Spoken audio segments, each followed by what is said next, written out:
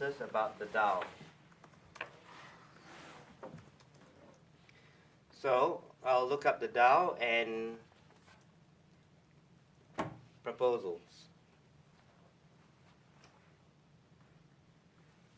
How do you retrieve the DAO proposals?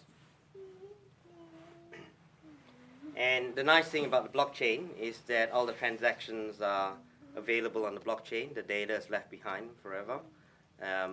I'm a bit afraid of the upcoming ZK snarks because that will hide, it will make it possible for people to hide transactions.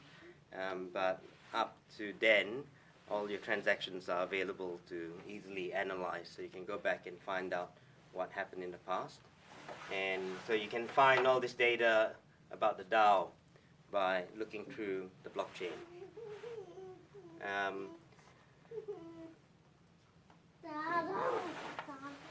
So I'm just looking up. Time to go. Then we'll fly back to Earth, Come on, let's go. Watch out. Can you hold that? So this is what the DAO proposals look like. It was just data. Thanks, Bokky. I'll see you. See you. And the proposals had the description: should curators only whitelist projects that are related to DAO security, something, something. And then you can see the number of people who voted yes and no. Again, it's weighted by the number of tokens that you held. And there should be a split. Here it is, proposal ID 2, do you believe in God? And 68% said no.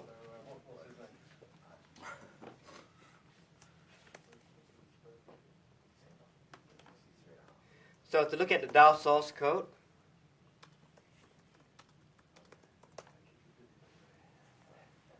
we will go back to that BB9C.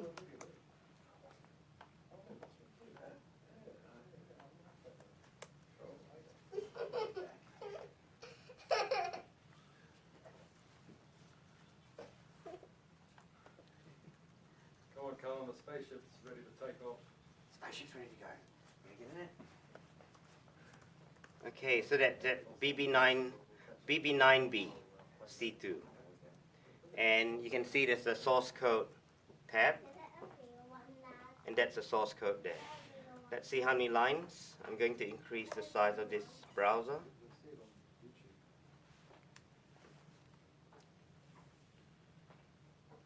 (1,236) lines of code to run an investment fund. The SEC recently said it's a security.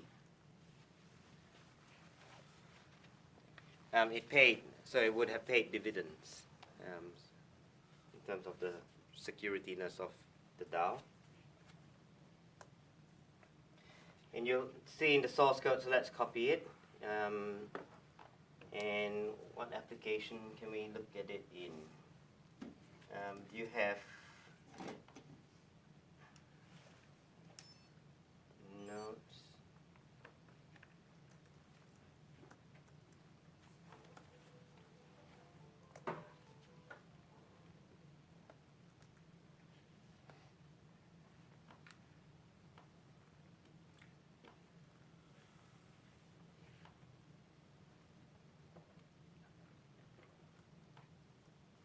So that's the DAO source code there.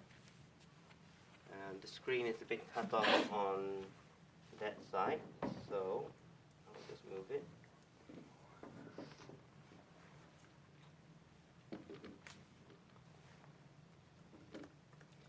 And I'm going to increase the font size. Can you guys see that? Yep. So the vulnerability in the DAO source code.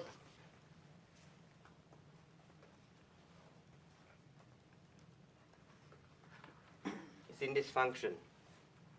Withdraw reward for.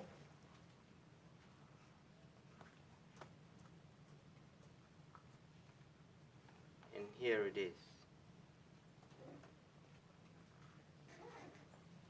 So what the hacker did was to create a proposal to split out some of the funds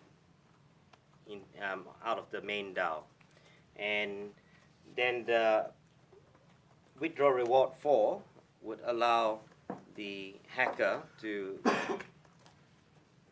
extract ethers from the proposal, and it used this payout function. And when you go through the payout function,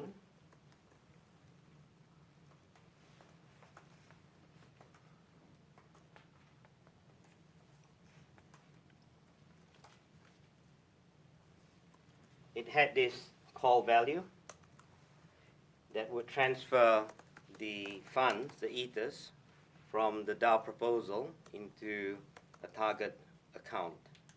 And the target account was, behind the target account was some source code that went back and it called the withdraw reward for again. So it created a recursive loop. And what happened with the reward when you withdraw your funds, it would transfer the funds, and then it would deduct the amount in your accounting.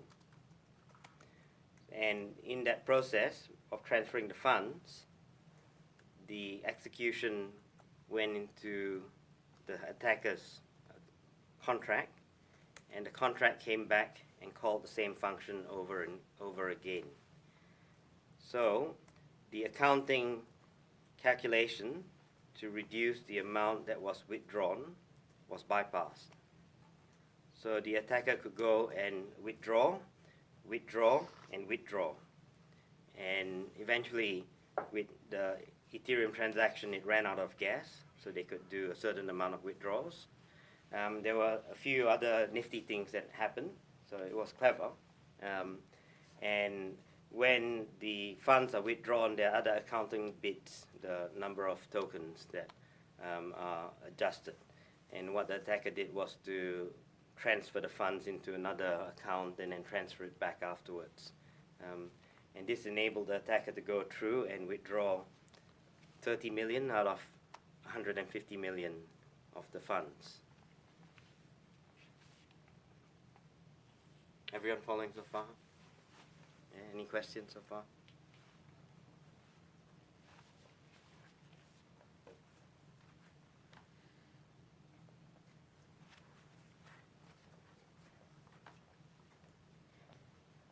So there's in Stack Exchange, if you look at recursive,